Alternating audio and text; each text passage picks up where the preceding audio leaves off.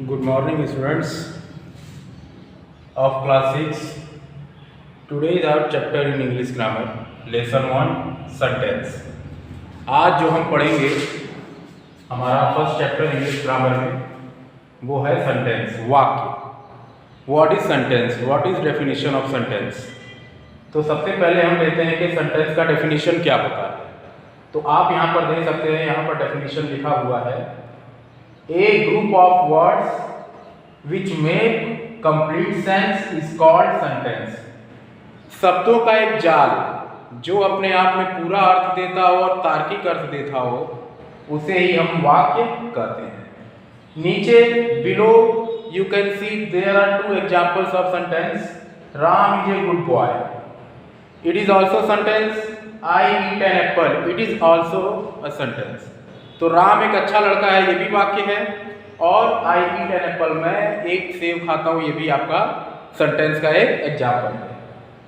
अब अगर इसी को मैं आगे पीछे करके जम्बलिंग वर्ड कर दूं, राम को इज के बाद कर दूं, ए को पहले कर दूं, गुड को बाद में कर दूं, तो क्या होगा? वो सेंटेंस तो बनेगा, ग्रुप ऑफ वर्ड होगा, but it does not make any sense. लेकिन वो कोई सेंस नहीं बनाएगा, तो इसीलिए वो सेंटेंस नहीं होगा। सेंटेंस का मतलब होता है ग्रुप ऑफ वर्ड हो जो कोई सेंस बनाता हो। जैसे कि ये Ram is a good boy, ये सेंसिबल है, सेंस बनाता है, इट मेक सम सेंस, तो इट इज कॉल्ड सेंटेंस। ठीक है, ये आपका सेंटेंस का एग्जांपल था। अब इसके बाद हम देखें कि कितने टाइप्स के सेंटेंस होते हैं। तो there are 5 types of sentence. Sentence जो आपका होता है वो बेसिकली 5 प्रकार के होते हैं। There are 5 types of sentence. अब हम सबसे पहले आपका आएगा अफर्मेटिव सेंटेंस। नंबर 2 आपका आता है इंट्रोगेटिव। नंबर 2 आपका आएगा इंट्रोगेटिव। नंबर 3 आपका आएगा ऑप्टेटिव सेंटेंस। नंबर 4 आपका आएगा इंपरेटिव सेंटेंस।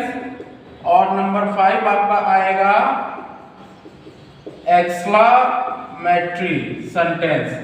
तो as I told you there are 5 type of sentence.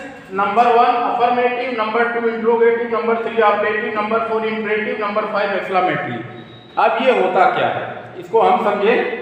Number 1 affirmative there are 2 kind of negative and declarative. तो in affirmative when we express any sentence या when we express या when we make any statement in positive और negative way. If we make any statement in positive way it is called assertive, and if we make any statement in negative way it is called negative. जैसे कि मैं एक example दूं, Ram is a good boy, तो ये हमने एक statement बनाया है पॉजिटिव वे में, राम एक अच्छा लड़का है, तो इट इज कॉल्ड असर्टिव। लेकिन अगर मैं वहीं पे बनाऊं Ram is not a good boy, तो ये नेगेटिव हो गया, तो दोनों ही अफर्मेटिव में आता है। नंबर 2 देखिए इंट्रोगेटिव, विच आस्क क्वेश्चन, जहां इंट्रोगेट किया जाता हो।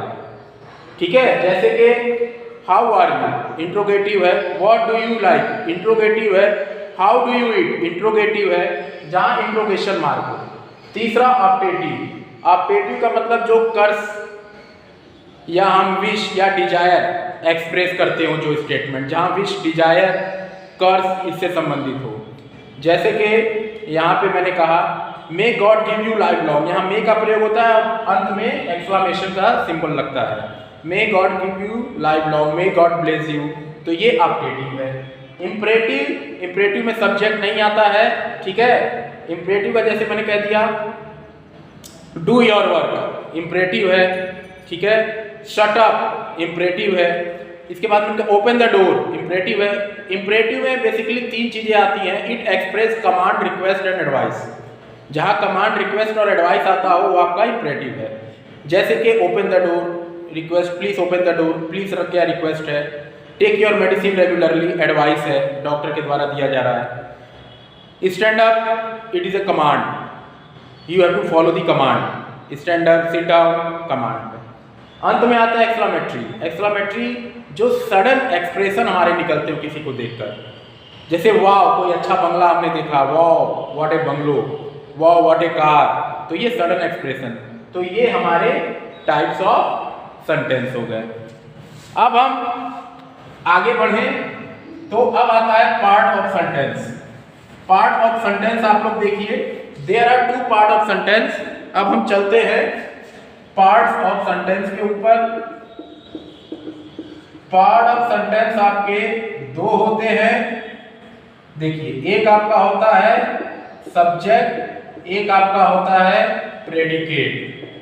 सब्जेक्ट को हम हिंदी में कहते हैं कर्ता, डोअर ऑफ एक्शन, और प्रेडिकेट को कहते हैं विधेय।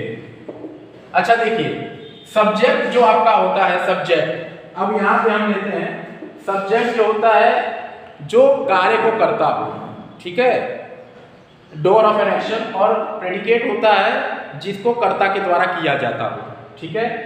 अब मैं यहाँ एक एग्जाम्पल लेता हूँ। अब इसमें हम सब्जेक्ट और प्रेडिकेट को बनाएंगे। मैंने जैसे कहा, he gives a pen to me. अभी आपके सामने पूरा सेंटेंस है। अब इसको हमें सब्जेक्ट और प्रेडिकेट में डिवाइड करना है। तो ये जो ही आप देख रहे हैं ये सब्जेक्ट हो जाएगा, और बाकी यहां से आपका वर्ब से लेके और पूरा जो है आपका ये प्रेडिकेट हो जाएगा। तो यहां आप क्या समझे, सब्जेक्ट ही क्या कर रहा है, इस काम को कर रहा है, और प्रेडिकेट क्या कर रहा है, ये ही इस प्रेडिकेट को कर रहा है। तो ये हमारा हो गया सब्जेक्ट और प्रेडिकेट, ठीक है। सेंटेंस में ही आपका दिया हुआ है फ्रेज और क्लॉज। इसको हम समझ लें तो हमारा सेंटेंस का चैप्टर पूरा होगा। अब आप लोग यहां समझे फ्रेज। सबसे पहले हम लेते हैं फ्रेज। जो होता है एक छोटा सा भाग होता है, ठीक है। Phrase is a word which is, phrase is a group of word. Phrase is a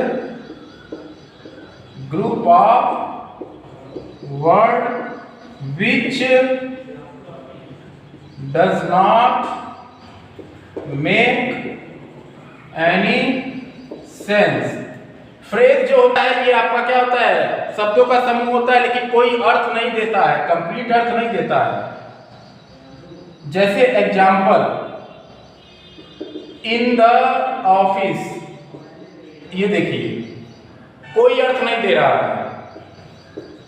at the door, कोई अर्थ नहीं दे रहा है। इन द नाइट, कोई अर्थ नहीं दे रहा है। तो ये फ्रेज हो गया।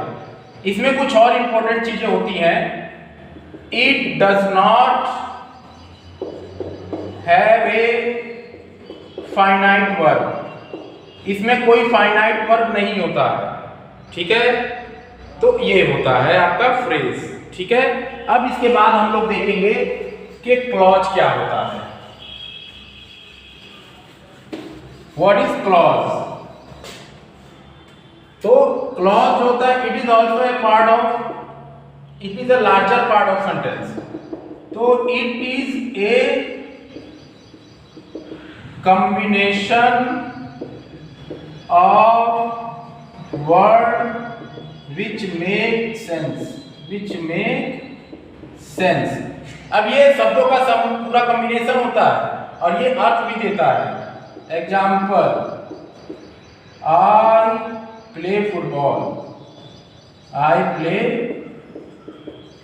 फुटबॉल, क्लॉज हो गया आपका, ठीक है। तो ये आपके क्लॉज हो गए। तो यही होता है हमारा सेंटेंस में, इतना ही था।